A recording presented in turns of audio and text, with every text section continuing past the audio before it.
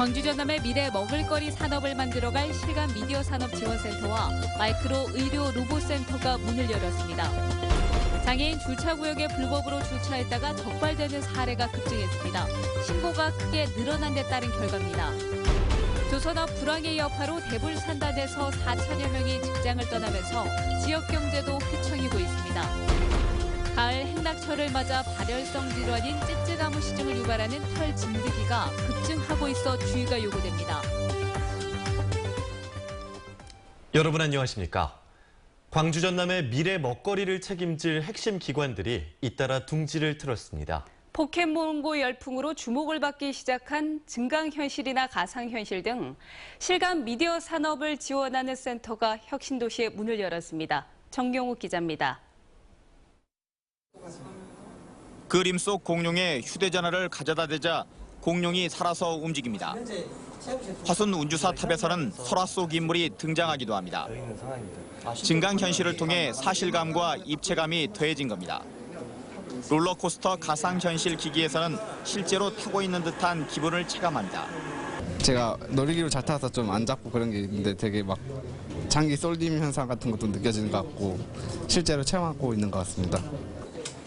단순히 보고 듣는 것을 뛰어넘어 직접 만지고 체험하며 현장감을 극대화하는 실감 미디어 산업. 산업 활성화를 위해 전초기지 역할을 할 지원센터가 개소했습니다. 장비나 인력, 콘텐츠 지원 등을 통해 연구 개발 기회를 확대하고 제품의 고부가가치화를 도모하기 위한 겁니다. 지역에 특히 이제 문화, 관광, 예술에 관련된 콘텐츠가 많거든요. 이런 것을 실감 미디어하고 접목을 해가지고 사용자한테 다양한 콘텐츠를 제공할 수 있는 게 저희 1차적인 목적이라고 할 수가 있습니다. 지원센터에는 360도 카메라와 3D 프린터 등 130여 점의 고가 장비가 마련되어 있습니다. 저렴한 가격에 언제든지 이용이 가능해 업체들의 기술 고도화를 돕고 있습니다. 연구원분들의 그 고급 기술을 저희가 좀 도움을 받을 수 있고요. 그다음에 이런 고가의 장비들도 활용을 해서 저희가 제작을 할 수 있는 부분이 되기 때문에 실감 미디어는 방송이나 영화, 게임 등은 물론 컴퓨터 그래픽이나 디스플레이 산업 등 다양한 분야에서 활용할 수 있습니다. 따라서 지원센터는 콘텐츠진흥원이나 인터넷진흥원 등 혁신도시 공공기관과 협력해 파급 효과를 극대화할 계획입니다. MBC 뉴스 정용욱입니다. 혈관 속을 돌아다닐 수 있는 아주 작은 로봇이 의료시장에서 주목받고 있습니다. 이 분야에서는 우리나라, 특히 광주의 기술력이 세계를 선도하고 있어서 차세대 전략 산업으로서도 유망하다고 합니다. 윤근수 기자가 전해드립니다. 먼지 크기의 작은 로봇이 혈관 속에서 암세포를 공격하고 있습니다. 내장 속을 돌아다니며 질병을 진단하고 좁아진 혈관을 넓혀주는 일도 초소형 로봇들이 해내고 있습니다. 몇 밀리미터 혹은 나노미터 크기의 아주 작은 마이크로 로봇이 의료 시장에서 각광을 받기 시작했습니다. 모든 의료기기나 의료 로봇은 이제 절개를 안 하는 게 목적입니다. 근데 마이크로 나노 로봇은 절개를 안 하는 가장 궁극적인 해가 됩니다. 그래서 이제 가면 갈수록 시장이 커질 거로 그렇게 보고 있습니다. 이 분야의 연구개발과 임상실험, 기술 이전 등을 담당할 마이크로 의료 로봇 센터가 광주 연구개발 특구 안에 문을 열었습니다. 센터의 기술력은 이미 세계 최고 수준입니다. Medical nanorobotics, just in drug delivery, could save one human life every 5 seconds around the world. So that translates into millions of people per year. 의료 혁명을 몰고 올 수도 있는 마이크로 의료 로봇 기술이 100세 시대 건강장수의 꿈을 실현하고 차세대 특화 산업으로도 성장할 수 있을지 주목됩니다. MBC 뉴스 윤문수입니다. 장애인 전용 주차구역에 불법으로 차를 세우다 적발되는 일이 크게 늘고 있습니다.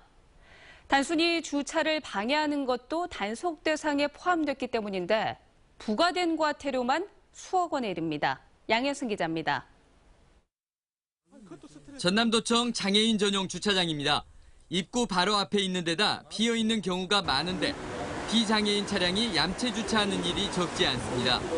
여기는 장애인 주차 구역이니까 다른 곳에 이동하시라고, 민원 주차장 이동하시라고 말씀을 하심에도 불구하고 더러 그렇게 우기시면서 이렇게 청사 안으로 들어가신 분들.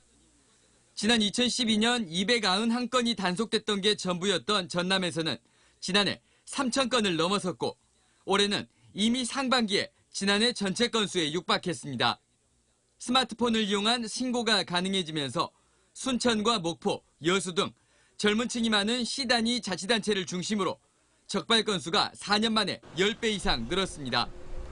젊은 층 비율이 높은 수도권 지역보다 신고 건수 자체는 많지 않지만 증가율은 전국 최고였습니다.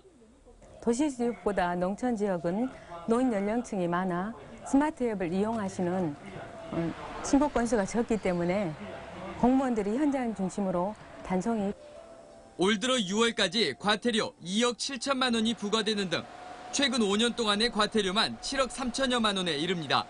이 가운데 1억 8,600만 원이 거치지 않았고 미징수액은 갈수록 많아지고 있습니다. MBC 뉴스 양혜승입니다. 여수경찰서는 놀이시설 입장권 2만여 장을 위조해 이 가운데 관람객들에게 3,000장을 판매하고 8천여만 원을 가로챈 31살 신모 씨와 27살 박모 씨에 대해서 구속영장을 신청했습니다. 경찰 조사 결과 이들은 가짜 입장권을 제작하려 놀이시설 입구에서 판매하다 적발되자 수법을 바꿔 인터넷을 통해 판매를 해왔던 것으로 알려졌습니다.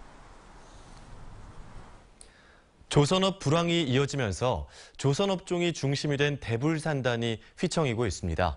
이 대불산단에서만 지금까지 상시 고용인원 4,400여 명이 직장을 떠나면서 지역 경제도 휘청이고 있습니다. 신광하 기자가 보도합니다. 사실상 휴업 중인 대불산단의 한 철강업체.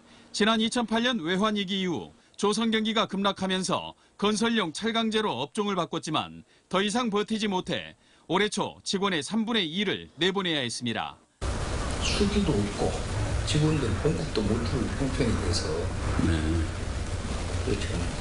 가동을 중단하고. 선박 블록을 제작하던 이 공장도 최근 가동을 중단했습니다. 현대 삼호중공업의 선박 수주가 이루어지지 않으면서 하청 물량이 나오지 않기 때문. 이 같은 이유로 대불산단에서만 7곳이 휴업 또는 폐업했습니다. 금년도에 3호중공업의 선박 건조가 49척이었고 17년 건조 계획이 32척으로 협력사 배당 작업 물량이 감소하고 있습니다. 올해 초부터 구조조정이 시작되면서 지난 8월 말까지 퇴직한 산업권 조선업계 종사자는 모두 4,458명. 조선업 불황이 장기화되면서 이곳 대불산단의 상시 고용 인원도 1년 전에 비해 18.1% 줄었습니다. 물량팀으로 불리는 도급 파견 인력을 감안하면 대불산단에서만 6,000명 이상 떠났다는 게 업계 설명입니다. 근로자들이 떠난 지역 경기도 엉망입니다. 문을 닫는 음식점이 줄을 잇고 남은 식당들 역시 현상 유지가 어렵다고 하소연입니다. 저희가 하루에 보통 한 400명 정도 먹었어요, 여기서요. 300명에서. 근데 한 지금 3년 정도 지금 전부에서 한 150명도 안 먹어요. 대불주거단지의 이른바 원룸촌입니다. 작년만 해도 빈방을 찾기 힘들었던 이곳은 조선경기 불황의 여파로 지금은 빈방들이 속출하고 있습니다. 보증금을 없애고 월 임대료도 30% 내렸지만 속수무책입니다. 좀 한 20-30% 빈 데도 있고요. 기본 50% 빈 데도 좀 있고. 대불산단의 외국인 근로자도 이제는 합법 체류자만 남았다는 말이 나올 정도로 줄었습니다. 사람이 세월이 저 외국 물건만 하는데 반 이상 떨어져요, 반 이상. 조선 경기가 바닥을 쳤다는 전망도 있지만 건조 물량이 늘지 않을 경우 떠나는 근로자는 더욱 늘 수밖에 없어 대불산단의 위기감은 여전히 높습니다. MBC 뉴스 신광하입니다.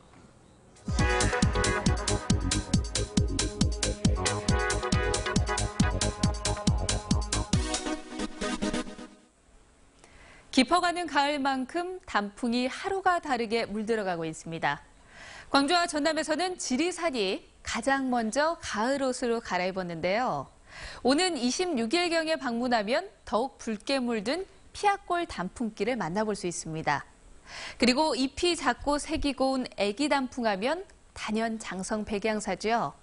21일 울긋불긋 곱게 물이 들기 시작해서 다음 달 6일경에 절정에 이를 것으로 보입니다. 무등산은 23일에 첫 단풍이 될 것으로 예상을 했는데요. 9일 이후에 일평균 최저기온이 급격하게 낮아지면서 이미 첫 단풍이 관측이 됐습니다. 11월 7일경 무등산에 오르면 억새와 함께 고운 색을 뽐내는 단풍을 볼 수 있을 것으로 보입니다. 한반도의 마지막 단풍이 머무는 해남 두륜산은요, 이달 말에 첫 단풍이 들고요. 다음 달 12일 절정에 이를 것으로 전망됩니다. 올해 단풍은 일교차가 심한 덕에 어느 해보다 고운 색을 뽐낸다고 하니까요. 가까운 산으로 단풍놀이를 떠나보는 건 어떨까요? 카드뉴스였습니다. 가을철 대표 발열성 질환 중에 하나인 찌쯔가무시증을 유발하는 털 진드기가 급증하고 있는 것으로 나타났습니다. 광주시 보건환경연구원은 찌쯔가무시균 매개체인 털 진드기 분포를 조사한 결과 지난달인 9월 19.8개가 나타난 데 비해 이번 달에는 5배가 급증해 발병 우려가 커진 상황이라고 밝혔습니다. 찌쯔가무시증은 털 진드기 유충에 물려 감염되는 병으로 초기에는 발열과 오한, 근육통 등 감기와 비슷한 증상을 보입니다. 광주와 대구의 수린들이 함께 만든 푸치니 오페라 라보엠이 지난달 대구에 이어 오는 20일부터 광주에서도 공연됩니다. 광주시립오페라단 출범이 추진되고 있는 가운데 오페라에 대한 공감대를 키우는 좋은 계기가 될 것으로 기대됩니다. 이미지 뉴스 리포터입니다.